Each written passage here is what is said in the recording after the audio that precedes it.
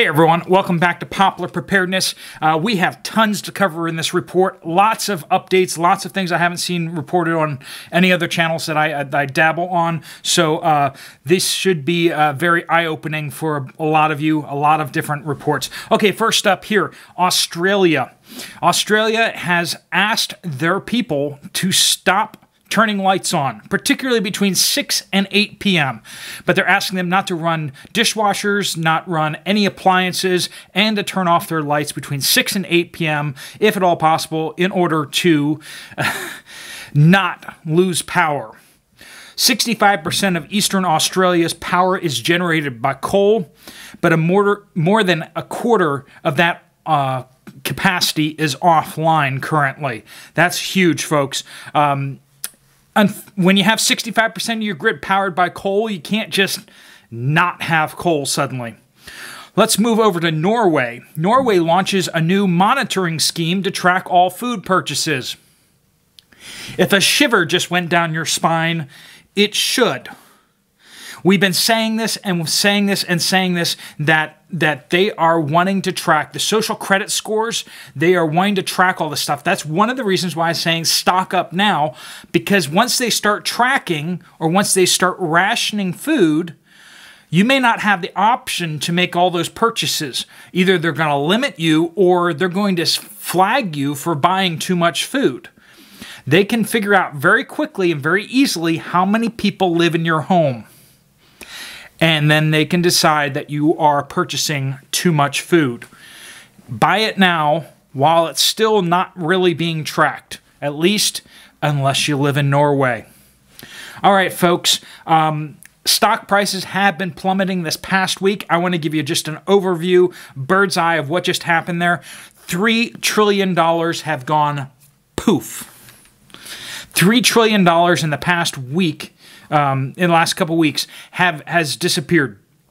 This bear market sell-off is retirement plans. This is maybe part of your stock investment portfolio, part of mine. This is not good. Now, I don't have all that much in the market personally, but I know a lot of friends and family that do have a lot in the market, either because they just are stuck with very few options in their 401k, or if the other people there just invested in the market still. $3 trillion of value. That should just indicate to you, and you should understand that. People are saying, I have this much wealth. But the wealth isn't real. When it's in stock, if everyone decides to sell their stock all at once, how much is it really worth? Well, technically speaking, it could theoretically go to zero if everyone sells and nobody's buying, right?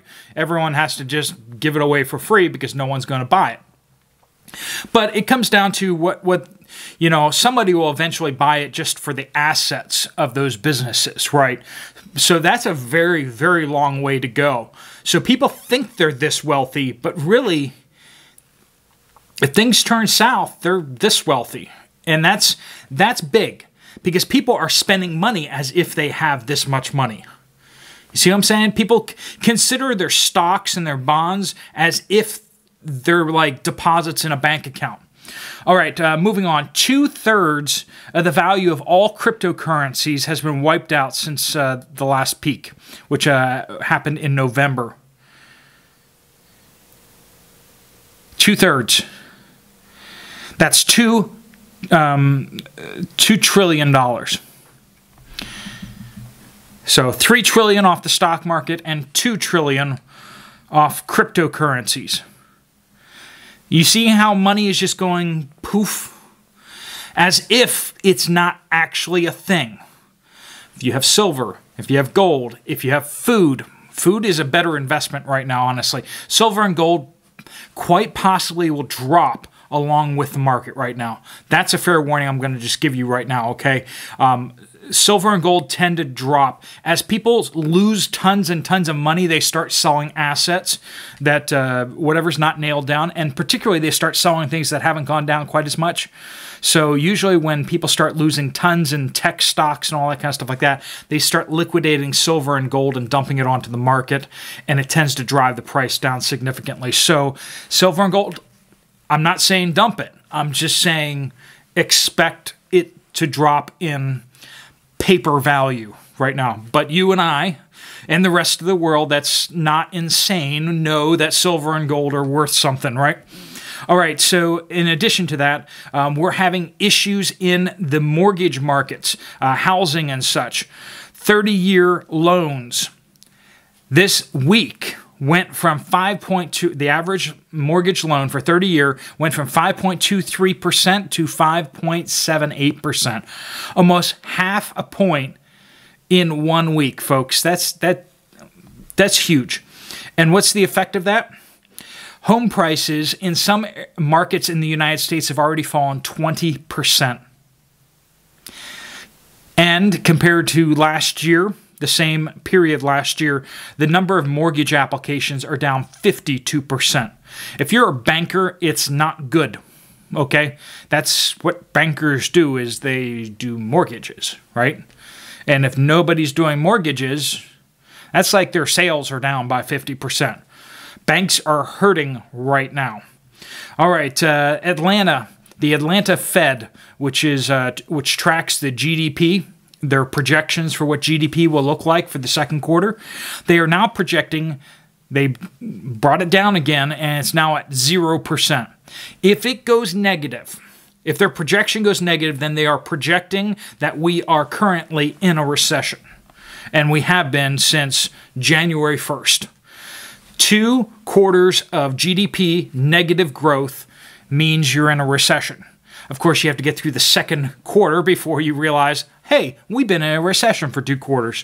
And that's where it looks like we're going, because first quarter was negative.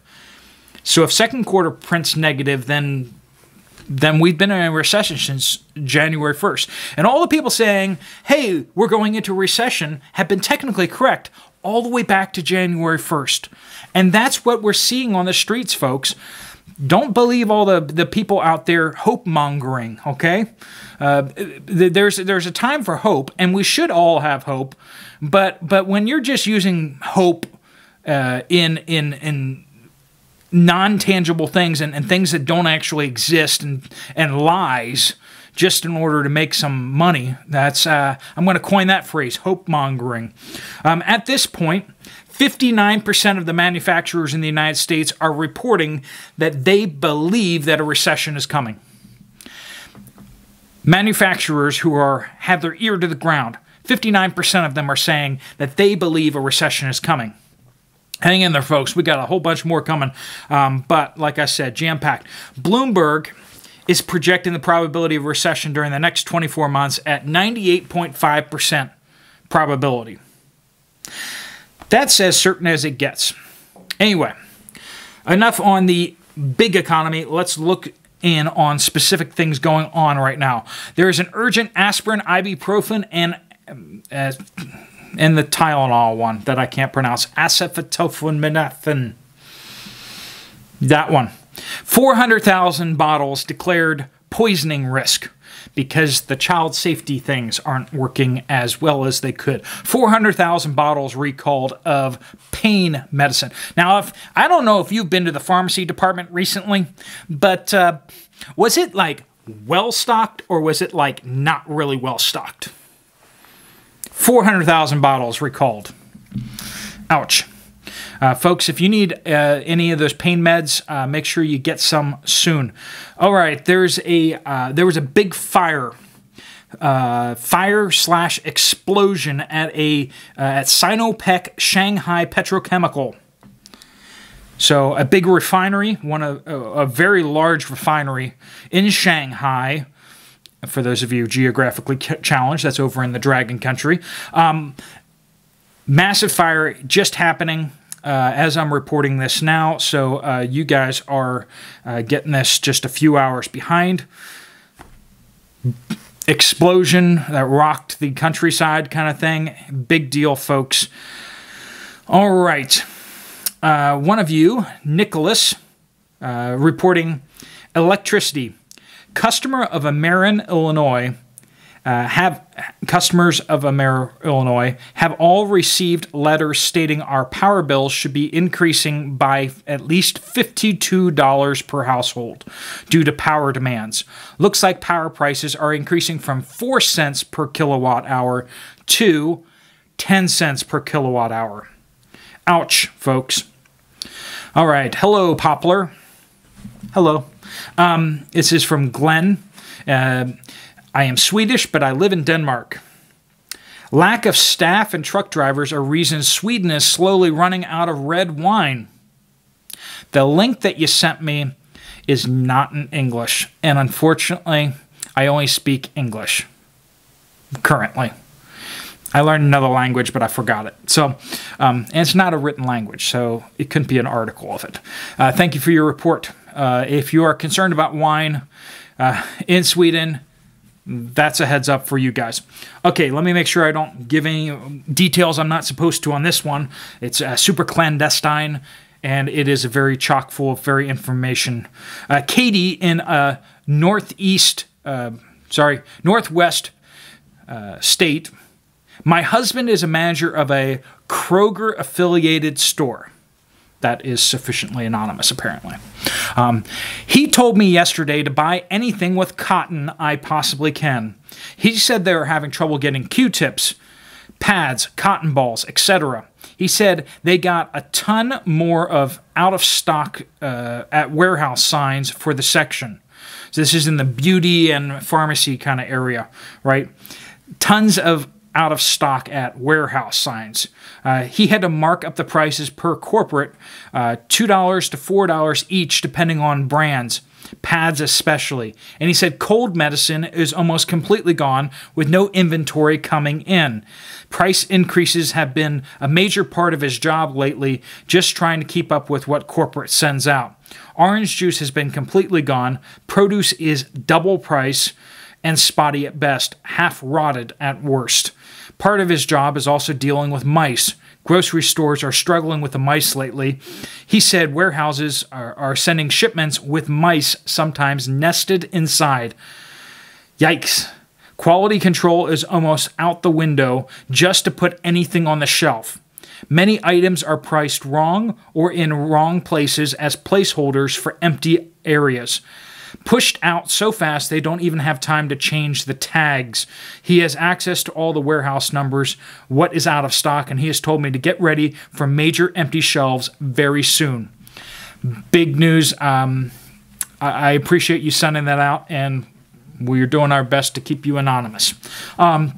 If you guys have reports like that you're seeing, if you have access to numbers and stuff like that, if you email me directly and you just tell me what you can say or what you can't say about who you are or whatever, I will make sure that I don't dox you, okay?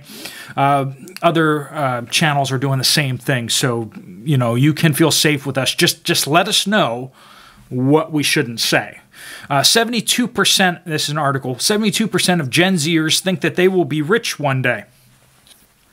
Gen Zers are the only generation to think investing in stocks is a better strategy than home ownership. Yeah.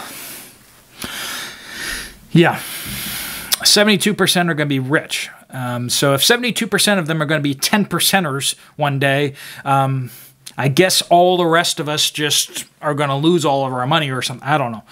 Big news out of the UK. Starting this week, 40,000 UK rail workers are going on strike. It will paralyze the entire transportation network of the UK. 40,000 workers across Network Rail Limited. They're warning that only 4,500 of the regular 4,500 of the regular 20,000 daily trains will be operational. Large parts of the railway network will be closed. Whoa. That's big news, isn't it, folks? Lots and lots happening out there in the world. Please do make sure that you are stocking up. that you're trying to get your loved ones to stock up and bracing yourselves for what's to come. Have a strategy. And I'm going to be putting out a video relatively shortly talking a little more explicitly about my strategy and why I'm doing what I'm doing. Because some people's strategies out there isn't for everybody, okay? Whether you're in an apartment or whether you're out in the countryside, if you have 20 acres that can be farmed to you only have a windowsill in your apartment, that it's going to be a different strategy, and you need to have a good strategy for things that are coming. So I'm going to be coming out with a video shortly on that. But if you like this video, you might want to check out this one right here. Otherwise, I will see you later. Steve Poplar out.